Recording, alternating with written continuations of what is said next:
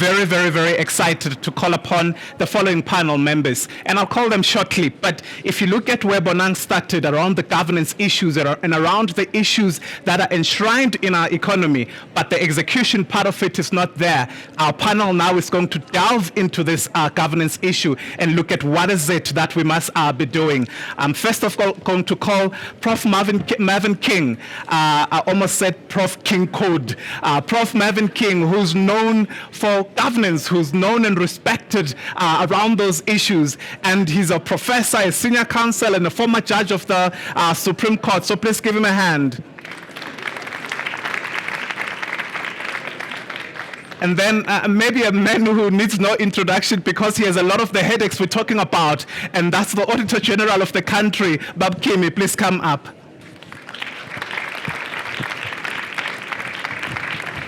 And then a hero to many people, somebody who is a legend when it comes to advancing black professionals, when it comes to advancing black academics, and that is Prof. Wiseman Kotlo. Prof, please come up.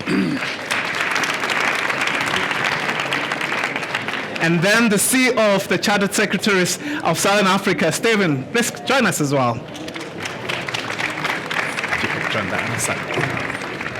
So, I must first of all take this moment, and I must say that there's no young black professional out there who feels as important as I am right now, because I'm sitting next to legends, and this is a very, very important conversation we're going to have. But we need to cut right into it.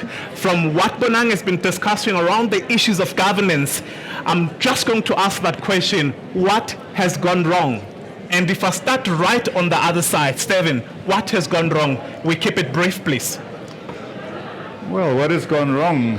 Steinhoff, Tongaat, EOH, Old Mutual, Eskom, Transnet. I could carry on for the whole half an hour.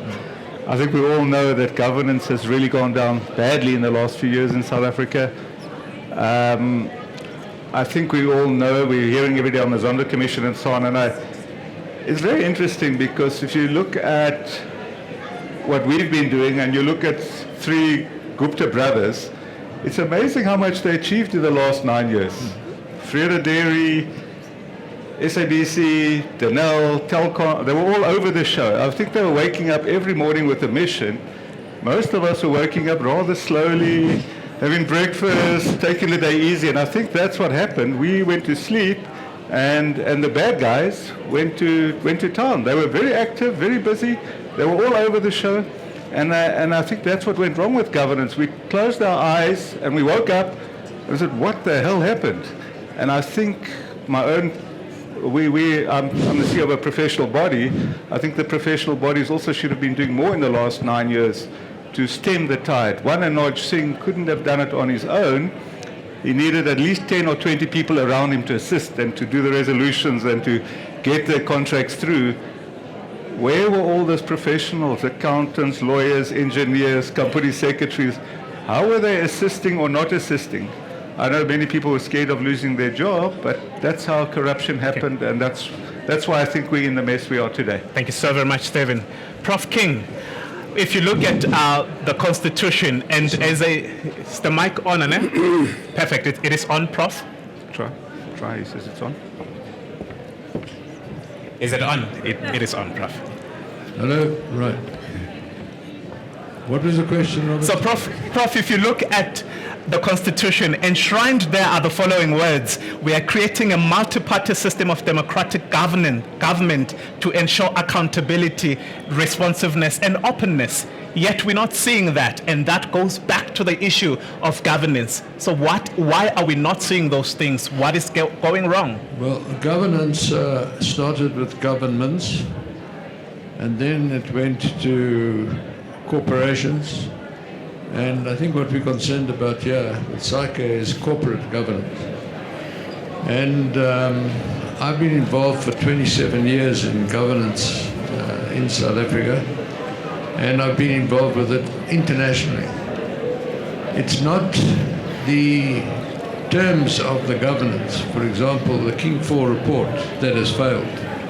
It's the company itself is an innocent, incapacitated person when one registers a company, and you get that form from the CIPC, the old Register of Companies, you've got an incapacitated, inanimate, intangible person.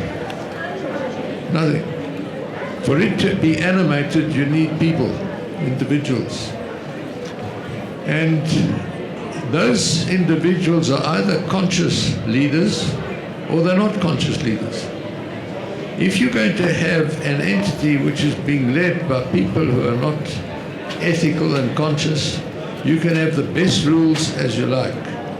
My friend, he and I have known each other a long time on my right, has given many qualified audit opinions on state-owned entities because they haven't complied with the PFMA.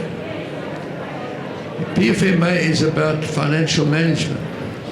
Well, if they had complied with it and he'd been able to give unqualified audits, then our state-owned entities wouldn't be in the mess that they're in today. Is that the fault of the PFMA? No. It's the fault of the people who are implementing, endeavoring to implement the PA. So what has gone wrong in this country is a climate of a lack of consciousness and a lack of integrity. In order to achieve this, I always describe it as a self-river in ourselves. On the one side, you've got what I call corporate sins. You've got greed, enrich myself, when you should be acting in the best interest of the company.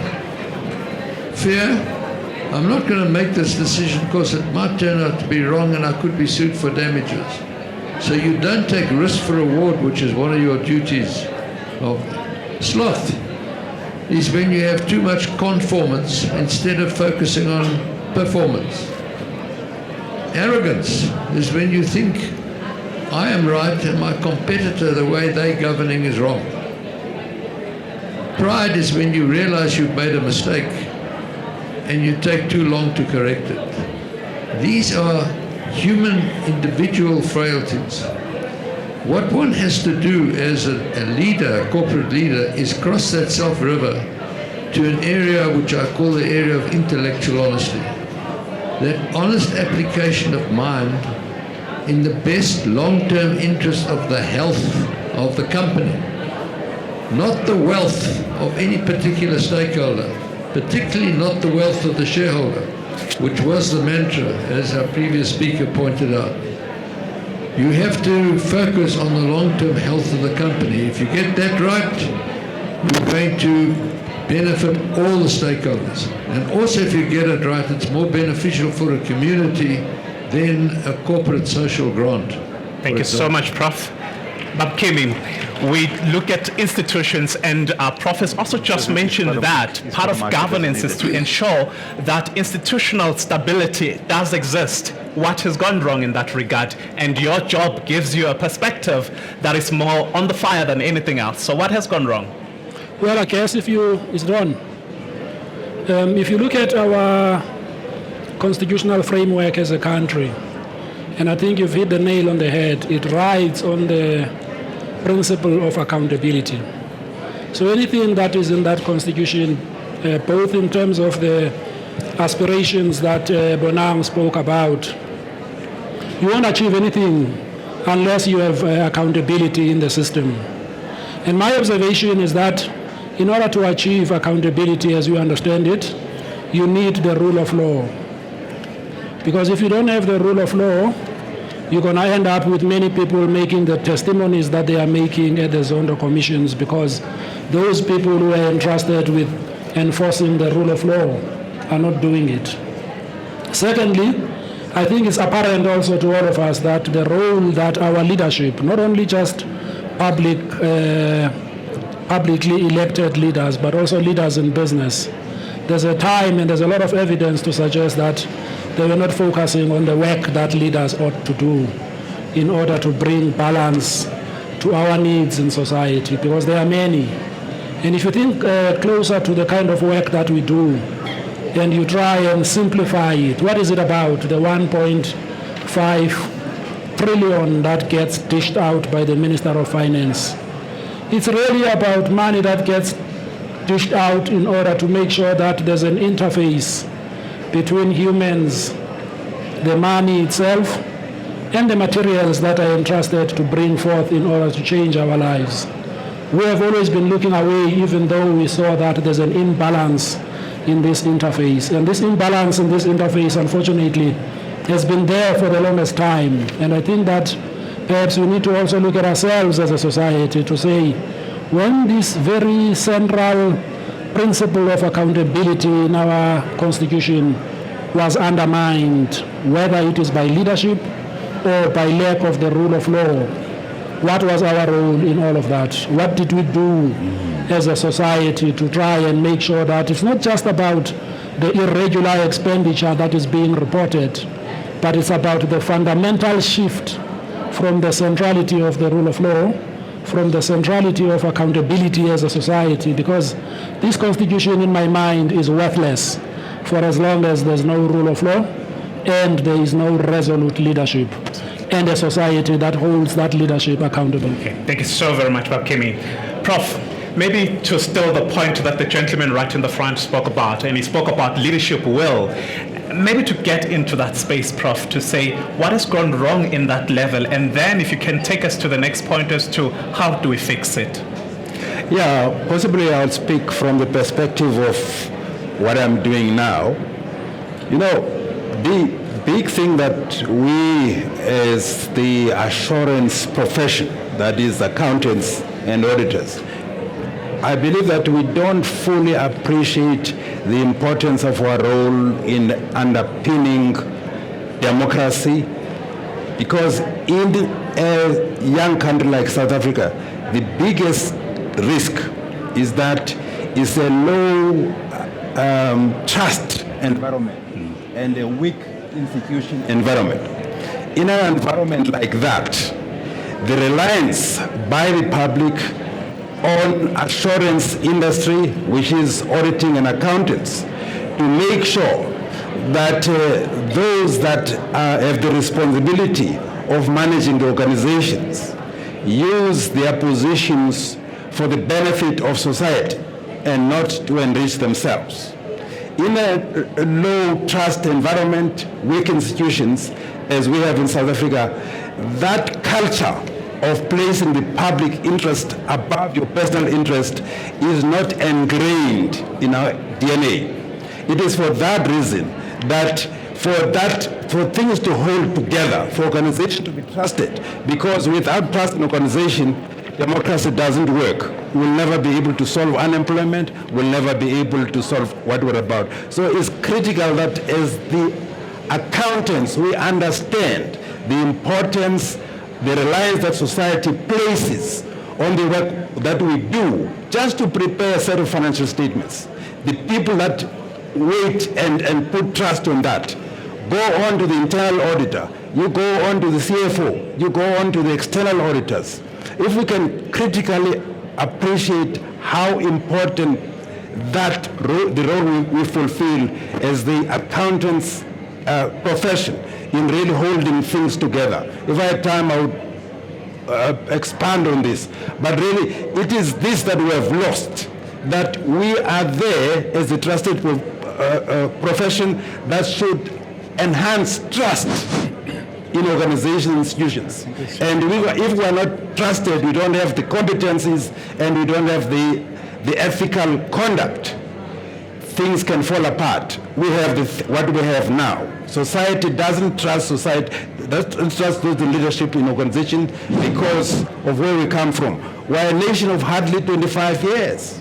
So trust in institutions and understanding of what it means to be in a public office and serving the public by those who lead is very low. So really it's time that we as this profession wake up and understand that we must be better prepared and better motivated ethically and competently to fulfill our role, to hold things together. Better prepared ethically and in all conduct. So if I could, just one last question to the panel around just one thing that you would do, and please keep it to one and stop your passions a bit. One thing that you would do to solve some of these issues. Let's start from you again, Stephen. Just one thing. Well, one thing I would do is for every governance professional, I think part of their role, obviously the company secretaries, they take minutes, they do resolutions, they do compliance, but the one thing I wish they would do more is educate others.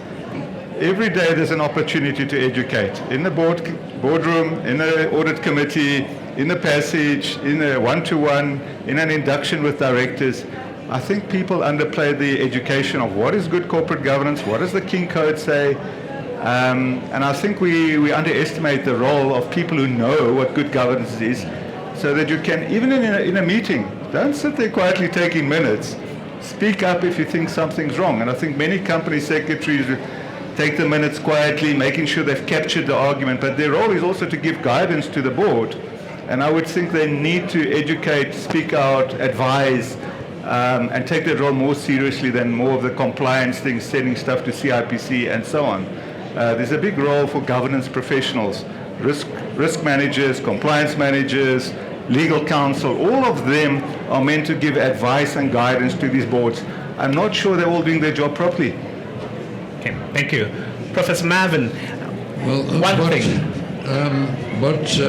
I think one of the weaknesses in the whole structure in South Africa at the moment is there are no consequences for poor conduct. And what I would do if I were president, I would make sure that the institutions, well established in terms of our constitution, actually perform. Tomorrow, a minister must be put in handcuffs, a CEO must be put in handcuffs, and must be taken to jail.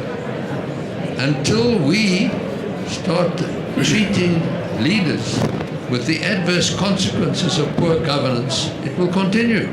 Why shouldn't it? The Public Finance Management Act has not been adhered to since it was implemented in 1996, I think.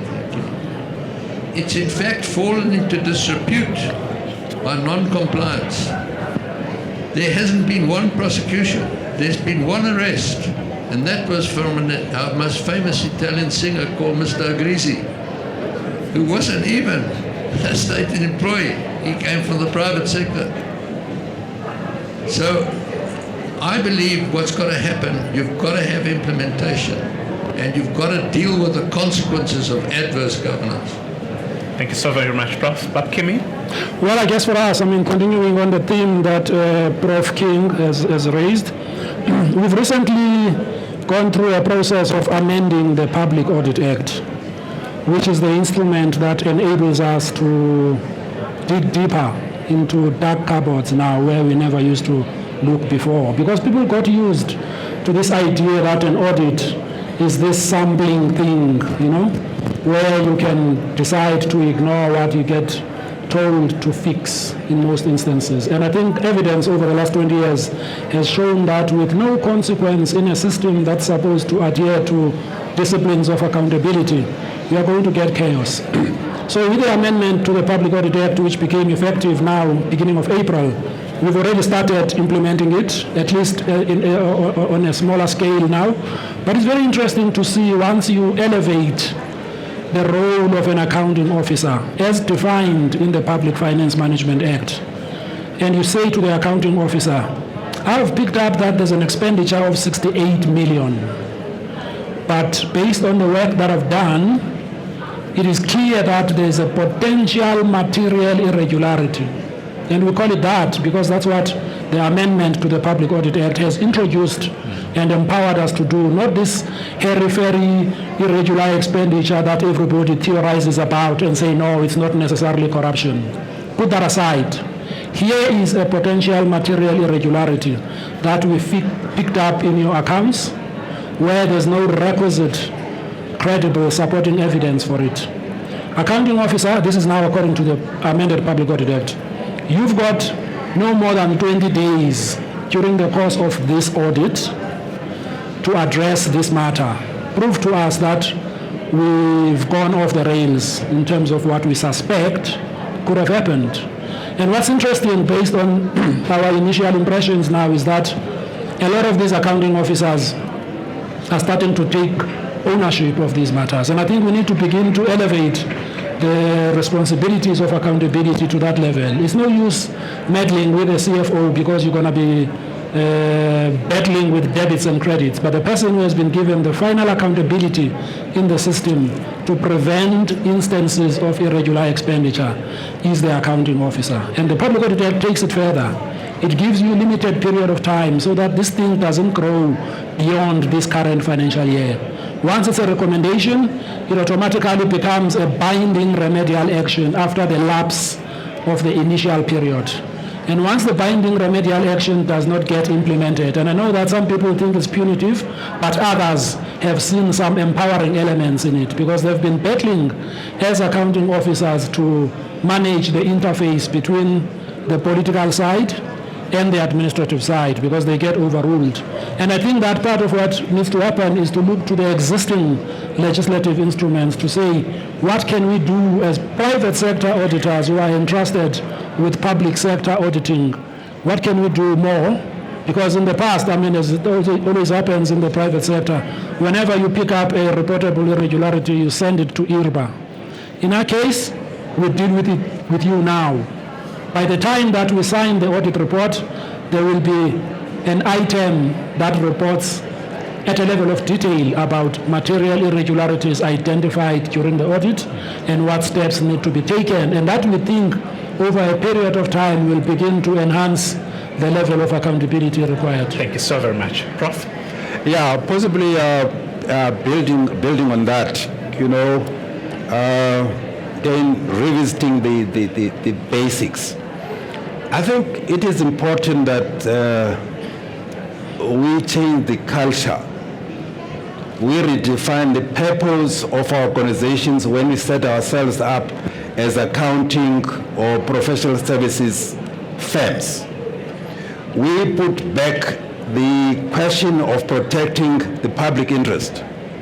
To me, this is the most painful thing, is that society looks at us as accountants, as audit firms, that were there primarily to protect the investors, the creditors, those who are outside.